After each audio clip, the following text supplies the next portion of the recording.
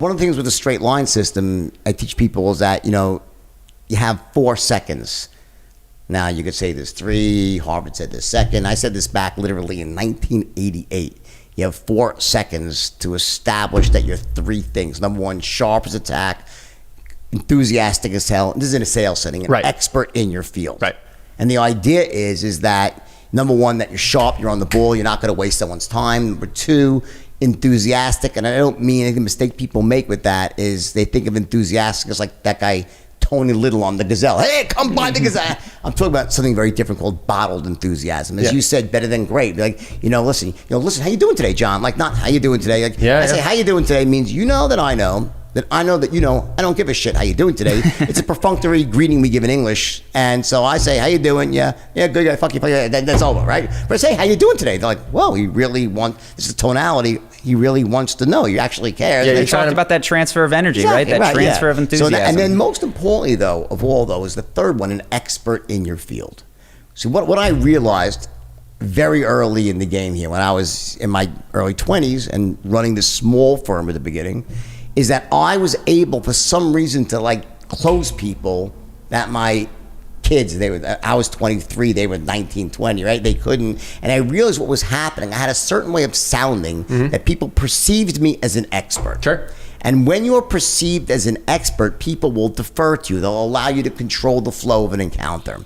So the idea with the straight line system is that you want to be, we'll say, perceived, sound like an expert. And when you're perceived, those 3 things, sharp, on the ball, enthusiastic, expert, people will say, okay, it's a person worth listening to because they can help me achieve my goals. So what's the kind of counterpart to that in your world?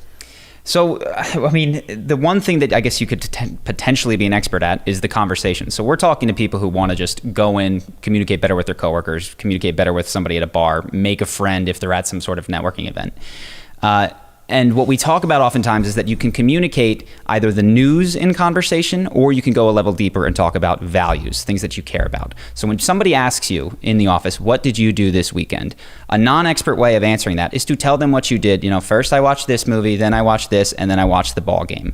A deeper way that goes to recognizes that this is just some stupid perfunctory thing that we all say because we don't know what to say next to the water cooler is to talk about something that you give a damn about and say, I watched the ball game because I'm crazy about the Nats. I've been a fanatic since I was 6 years old, and my dad used to take me to the game, and he was in town this weekend. It was so great. And when you talk about things that you care about, what you do is you go a level deeper, and even though that person might not care about the Nats or baseball, they can relate to doing something with their dad that they loved. And then they can respond and say, oh, that's crazy. My dad's coming into town next week. We're going on a snowboarding trip. Okay. And so when you go in deeper into the values things, the things that you care about, I don't know that makes you an expert, but what we find is it has a broader degree of being able to connect with a wider range of people, even when on the surface level, there might not be a ton in common with what you did this weekend and what they did that weekend.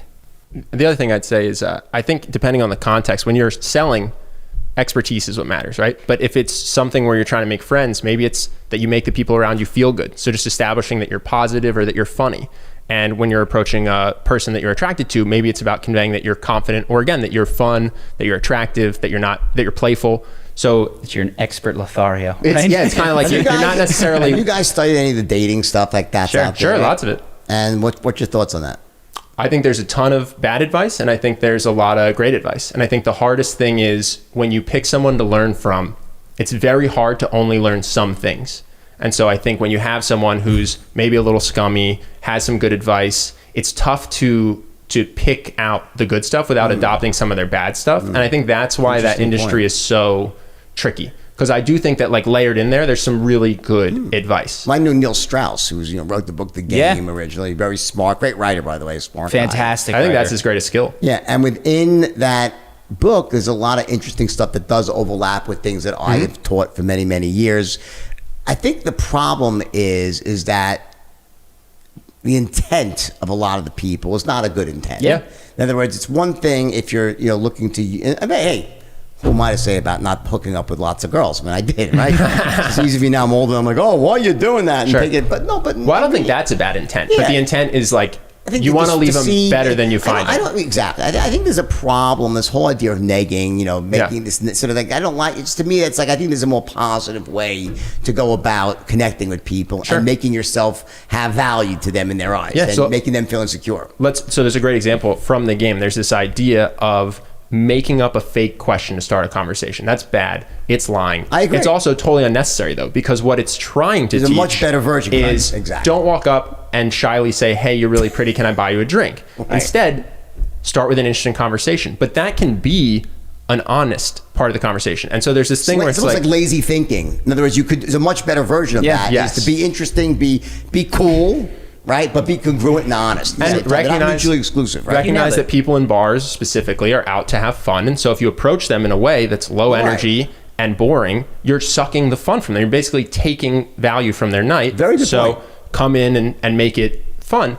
But then again, the overreach is like, and the way you do that is by making up a story about, I think there's literally one about like little people having a fist fight outside. It's like, you don't have to do that. Just think of your own life and what's interesting or something in the moment that's genuine. Right. So it's weird. The dating industry is weird because it's got good stuff, but layered in with really well, this is why bad advice. We talk a lot about the mindsets as well, because unfortunately what it boils down to is if you give everyone just the tricks, just the surface level stuff, they will just copy the thing that the cool guy said, and it won't be true for them. And I assume it's the same in sales, which is if you're selling a shitty product and you're the most confident, charismatic sales guy, and this is going to work for you, but deep down you know it's not. It's like this went from being something that was amazing, you were going to share a great product with someone, to now you are screwing people all of a sudden. And even if you get one sale, you're not going to get any more, because once they get the product, that's it. They're going to think it's crap. Yeah, well, certainly there's a big, there's two sides to it. One is, you're right. So like I always say that, at the end of the day, what makes a sale ethical, assuming someone's not outright lying, right, is that, are you leaving the customer in a better spot? Are you actually helping them? Is there value? What you're selling is, that you're charging them X, but the value to them is a lot more. Well, that's, in some sense, if you make some mistakes ethically, but that outcome is achieved, well, it's at least a safety gap that you're not hurting people. So I would say is your safety gap, you want to be selling things that actually leave people in a better spot. But on the other side too, there's just this thought that, and then one of the biggest mistakes salespeople make that I see is they lie when the truth will do. Yeah, exactly. Like it's like, and it's almost like I call it in sales the truth well told, which I stole from McCann Erickson, by the way. That was their phrase about back in big advertising, the truth well told. So the idea with when they teach a straight line is what is the absolute best version of the truth. There's many ways for me to tell you. Let me tell you a bit about myself. There's 50 paths to say, well, I'm this and that. There's only one that's the best. There's one that's truthful, honest, sounds amazing. People say, wow, ooh, boy, that's the one you want. There's many ways to describe your product.